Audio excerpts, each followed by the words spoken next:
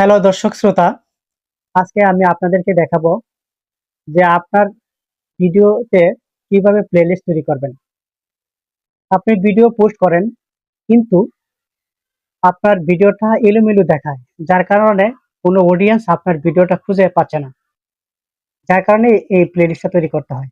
প্লেলিস্টটা করলে আপনি কি লাভ পাবেন? প্লেলিস্ট করার উদ্দেশ্য হলো প্লেলিস্ট করলে আপনি ফলোয়ার পাবেন, রিচ বাড়বে, এঙ্গেজমেন্ট হবে, হ্যাঁ, অনেক ভিউ পাবেন। যারা বড় বড় কন্টেন্ট ক্রিয়েটররা আছে তারা কিন্তু অবশ্যই প্লেলিস্ট তৈরি করেন। এটা খুবই গুরুত্বপূর্ণ। তাই আমি রিকোয়েস্ট করব আপনার জন্য, আপনি অবশ্যই একটা প্লেলিস্ট তৈরি করবেন। তাহলে প্লেলিস্টটা কিভাবে তৈরি করবেন? তাহলে কথা না বাড়িয়ে চলে যাই কিভাবে প্লেলিস্ট তৈরি করতে হয়। আমরা প্রথমে চলে যাব ফেসবুক প্রোফাইলে অথবা ফেসবুক পেজে। এটা ওপেন করব।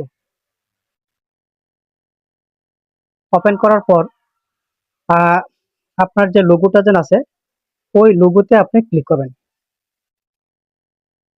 প্রফেশন ড্যাশবোর্ডে আপনি এখানে ক্লিক করবেন।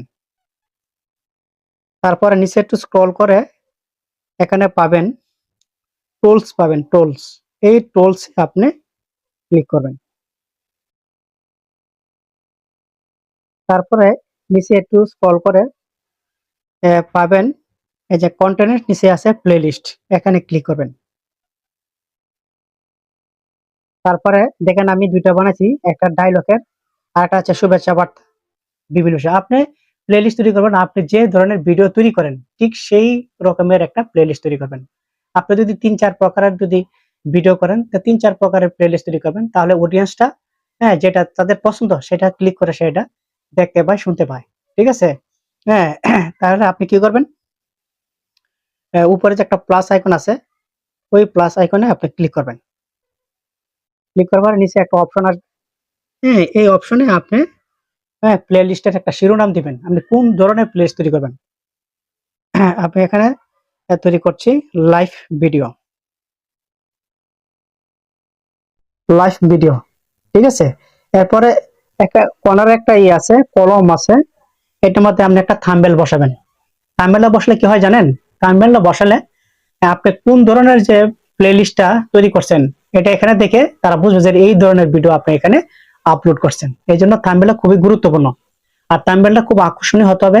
আপনার থাম্বনেল বানানোর জন্য আপনি ক্যানভা এবং পিক্সেল ল্যাব থেকে দিয়ে আপনি এই থাম্বনেলটা বানাতে পারবেন। তাহলে এখানে আমি একটা আপনাদেরকে দেখানোর জন্য আমি একটা থাম্বনেল বানিয়ে রাখছি আমি আগে থেকেই। ঠিক আছে? তাহলে আমি এখানে ক্লিক করব।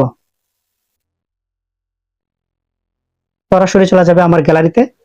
এই যে এখানে আছে, এই যে আমি থাম্বনেলটা বানিয়ে রাখছি, এটা আমি এখানে ক্লিক করব। হ্যাঁ, সরাসরি এখানে হ্যাঁ সংযুক্ত হয়ে যাচ্ছে। ঠিক আছে? তারপরে এখানে সেভ অপশন চলে আসবে। এই যে সেভ অপশন চলে আসছে এখানে। এই যে এখানে সেভ অপশন চলে আসছে, এখানে আমি ক্লিক করব। আমার কিন্তু প্লেলিস্ট তৈরি হয়ে গেল। ঠিক আছে? হ্যাঁ, এখন সরাসরি এখানে সেভ করার পরেই সঙ্গে সঙ্গে আপনার গ্যালারিতে নিয়ে যাবে। আপনি যে সমস্ত ভিডিও লাইভ করছেন, জানো আমি প্রতি সপ্তাহে ১-২বার ৩বার আমি লাইভ ভিডিও করি, এজন্য এই লাইভ গুলো এখানে দেখাচ্ছে। আমি এইগুলো ক্লিক করে এখানে অ্যাড করে দেব। তারপর উপরে সেভ আইকন আছে, এই সেভ আইকনে আমি কি করব? ক্লিক করব। হ্যাঁ, আমার প্লেলিস্ট ওকে হয়ে গেছে। ঠিক আছে? যদি ভিডিওটি ভালো লাগে তাহলে অবশ্যই লাইক, কমেন্ট দিবেন এবং সাবস্ক্রাইব করবেন। ঠিক আছে? তাহলে আমি এখানে ৩টা কিন্তু অলরেডি প্লেলিস্ট তৈরি করছি। এইভাবে আপনারাও প্লেলিস্ট তৈরি করবেন। হ্যাঁ, সবাইকে অসংখ্য ধন্যবাদ ভিডিওটি দেখার জন্য।